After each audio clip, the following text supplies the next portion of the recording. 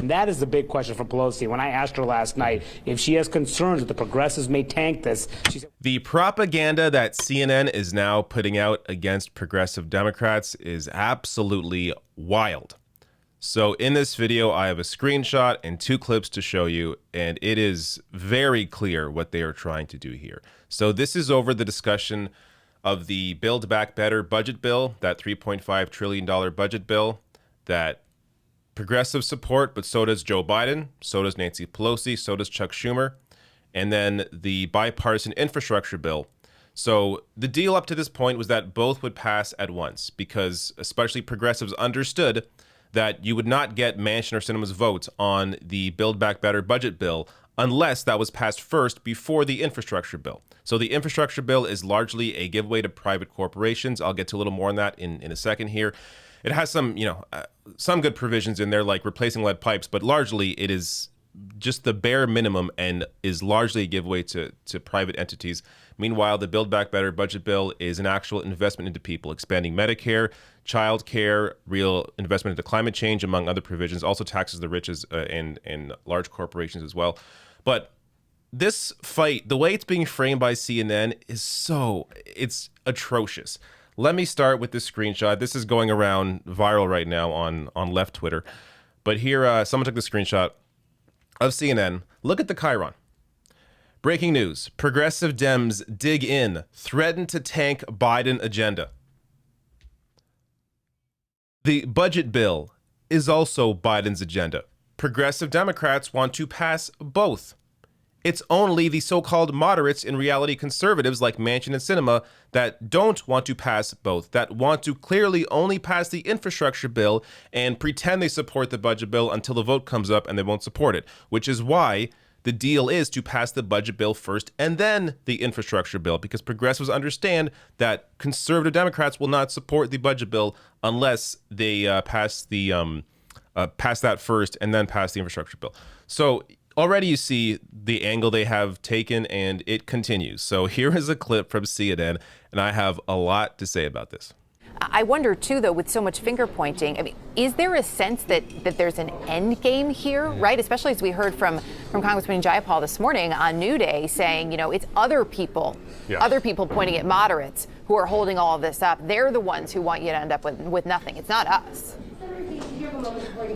Yeah, I mean, look, at some point, one side or the other is going to have to give on this negotiation. The progressives, they're not going to be able to get what they want, which is their demand is that they want to see this larger bill to expand the social safety net pass both chambers of Congress by Monday, the same date that infrastructure package has already passed the Senate. That $1.2 trillion plan is expected to get a vote in the House that day.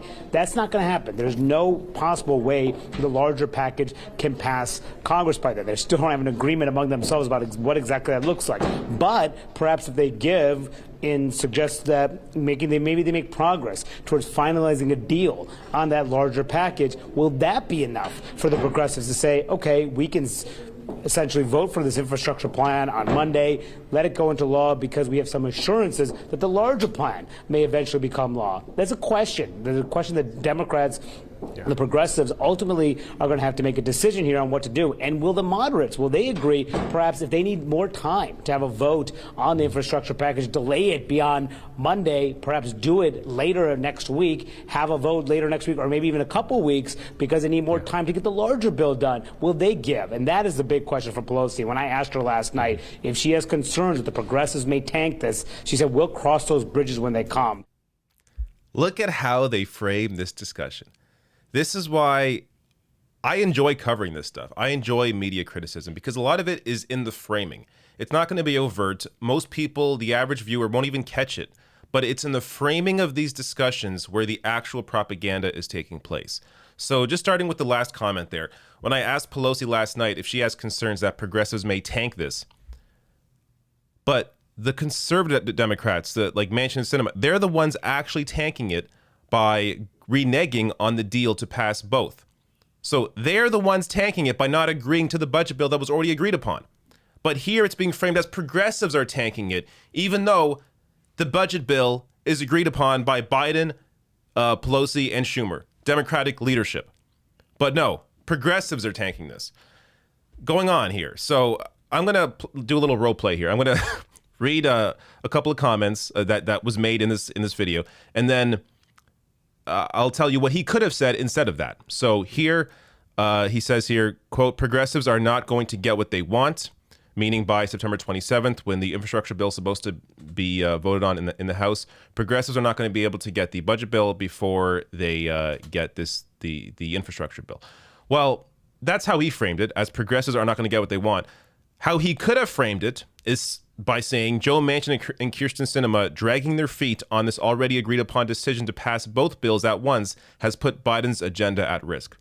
So instead of saying that progressives are not going to get what they want, how about the fact that the reason anybody that they're even in this position to begin with is that Manchin and Sinema are not agreeing to the budget bill. That is why there is this deadline creeping up already, because the budget bill should have already been agreed upon, should have already been voted on, and they dragged their feet and has not been passed. So that is their fault. That is not the fault of progressives.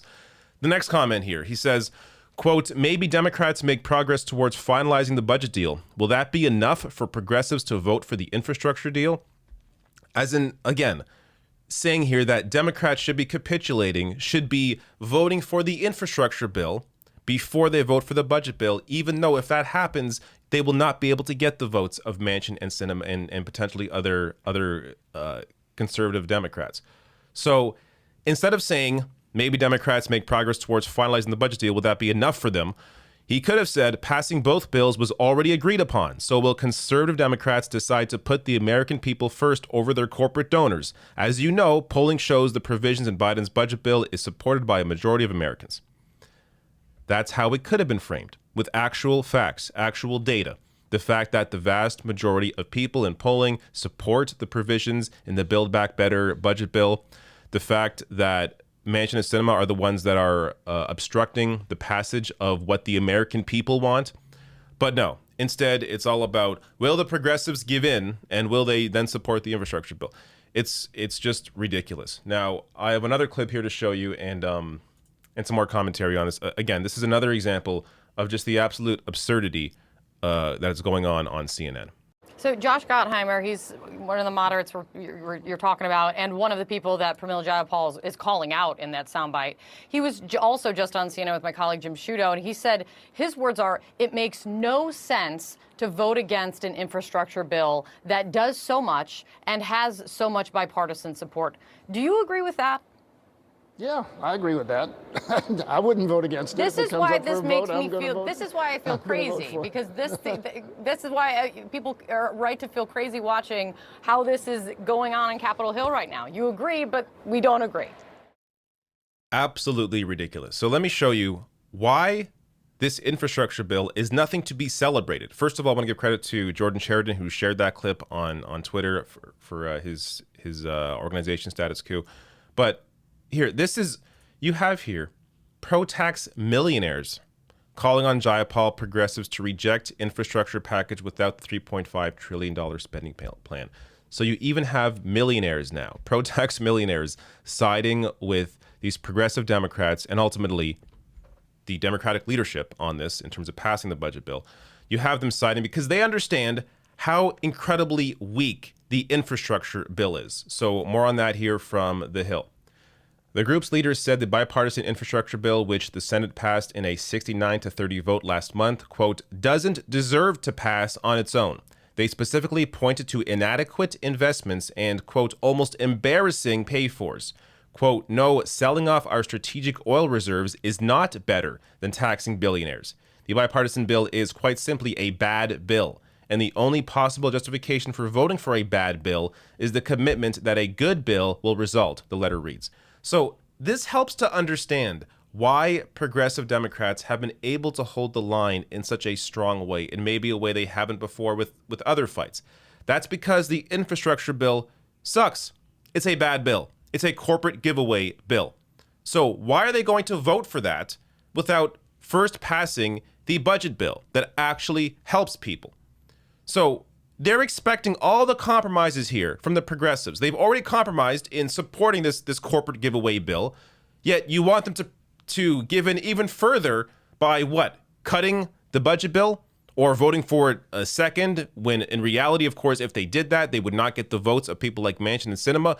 So they're asking for all these compromises from progressives, yet absolutely nothing from the conservative Democrats like Manchin and Sinema. Why can't they compromise as well? You have progressives compromising to vote for this infrastructure bill. Have Manchin and Sinema compromise to vote for the budget bill. Yet, obviously here, you have a different set of values. So progressives actually fighting for people, Manchin, Sinema fighting for their corporate donors. So it's a ridiculous situation, and it's very clear who is on the right side. You have Biden, Chuck Schumer, Pelosi, and progressive Democrats supporting a budget bill that is backed by the vast majority of Americans, invests into Medicare, expands to dental and vision for seniors, invests into child care, extends the child tax credit, invests into climate change, and there are many more provisions, taxes the wealthy more, taxes corporations more, all of that in the budget bill, backed by the Democratic Party, minus Joe Manchin and Sinema. Yet, the way CNN frames it, progressives tanking Biden's agenda. It is so ridiculous. It's amazing they get away with this, but they do, because this is the propaganda they put out, and they do it in the framing of the discussions. So it's a lot tougher for the average person to catch it because of that. And by the way, so obviously here the fact that CNN's a massive corporation, I imagine it has some impact on their coverage. But with that said, MSNBC, shockingly, doing a good job right now of covering this fight. You have Joe Scarborough in the morning, who is a former Republican, right now calling for higher taxes on billionaires and corporations. He's done that several times now over the past week. You have Rachel Maddow now referring to moderate Democrats as conservative Democrats, as they should be. You also have Mehdi Hasan, who's a trailblazer in that sense, started doing that months ago. But finally, the prime time is catching on. Maddow's doing it. Lawrence O'Donnell having on Katie Porter to slam these more conservative Democrats. I mean, it's the coverage really, it's shockingly night and day. CNN compared to MSNBC. MSNBC actually doing a great job right now covering this, from what I've seen. I'm sure there are pockets of terrible coverage. I'm sure Chuck Todd is doing a horrible job. But for the most part, shockingly good coverage at MSNBC compared to CNN, and just it's obvious here. It's obvious who is fighting for people and who isn't, who's fighting for corporations and who's fighting for people.